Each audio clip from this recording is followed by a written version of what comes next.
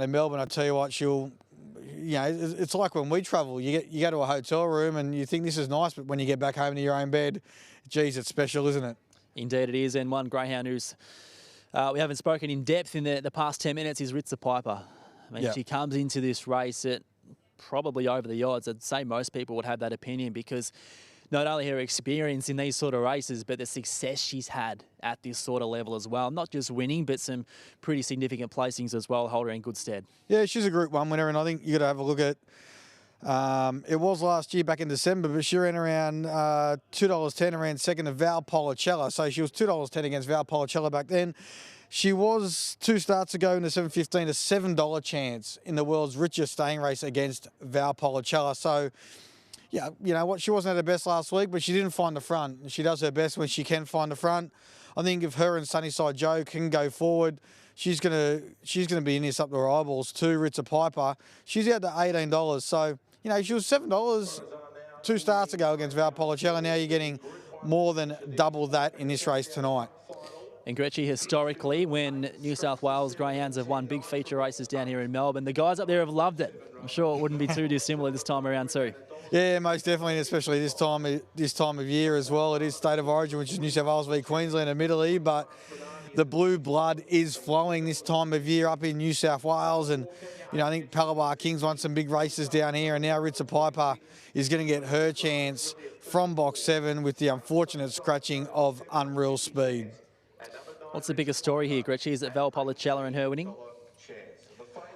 I think so. Or is the biggest story if she was good? Well, she gets to... It's actually Val Polla. She's a big story if she runs first or second. She's going to crack that $1 million prize money mark. But obviously if she wins, it's a massive story. She's just come off the back of winning the 7.15. She's come down here. She's looking to crack the magical $1 million mark. And as she's walking around here, she looks calm and collected. She looks cool. She knows where she is. She means business tonight. She's $1.55 at the moment. She's going to be a good story to crack that $1 million mark in prize money. Indeed, it's an amazing feat, and to think she's going to do it with probably so much racing ahead of her for the remainder of the year, but the expectation's clearly on her.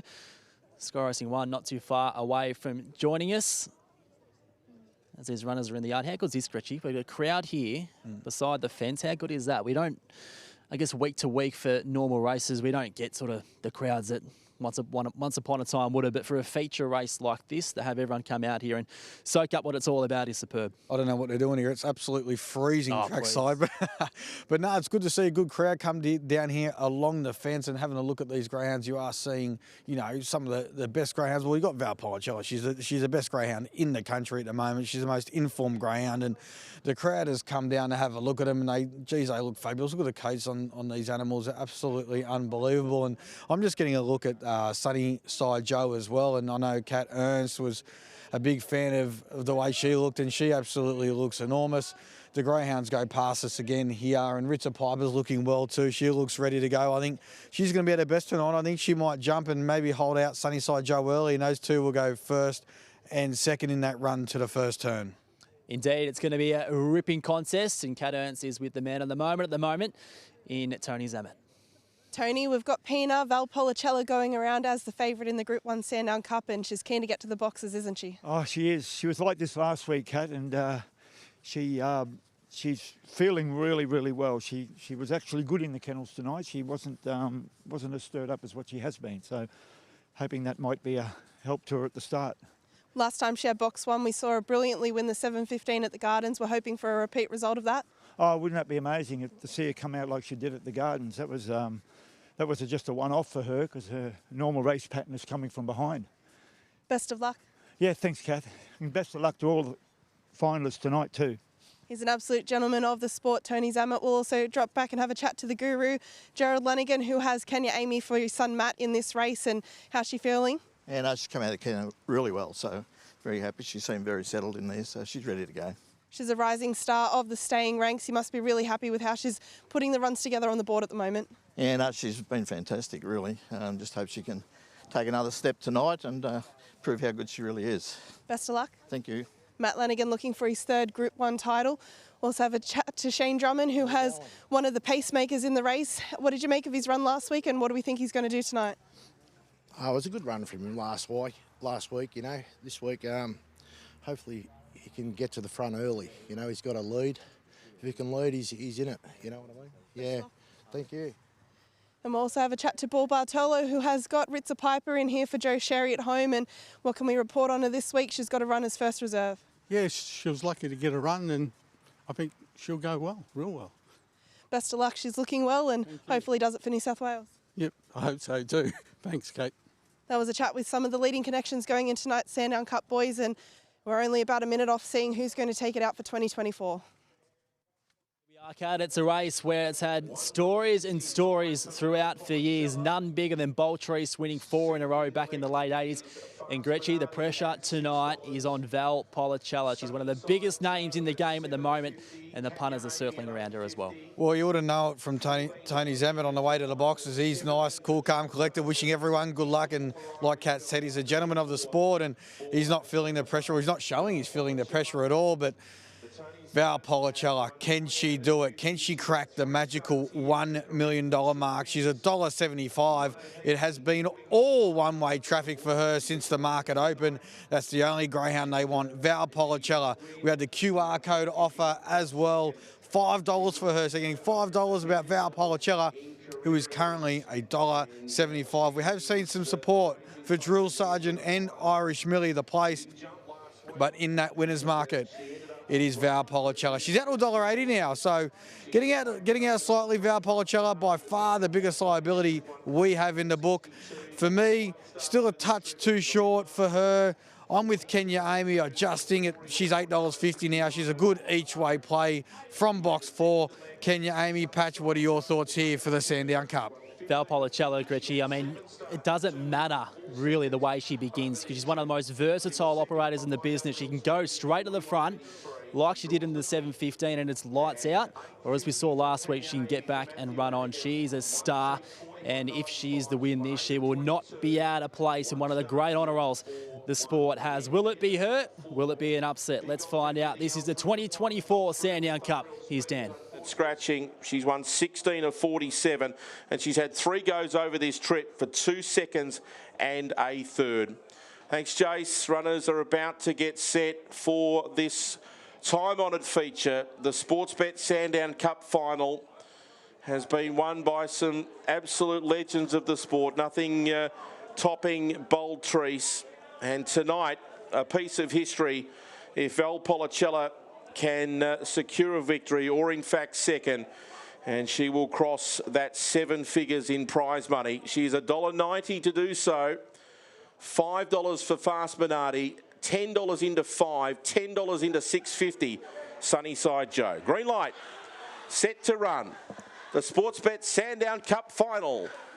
And they're away. Val Polla was fair to go. There was good speed out from Drill Sergeant. Val Polla back to second last. Leader Drill Sergeant early from Sunnyside Joe. Third then was Fast Minardi. Up to fourth goes Irish Millie. Next in the field was Kenya Amy. Then came Ritza Piper, Osana Bale, and Val Polla is last. They run to the back. Drill Sergeant is the leader. After it was Fast Minardi on the inside. Railing through now was Irish Millie. On the outside, Sunnyside Joe. Tacking on was Kenya Amy. Next, Ritza Piper, Val Polla, Drill Sergeant the leader. Coming at it was Irish Millie. Oh, Drill Sergeant went down.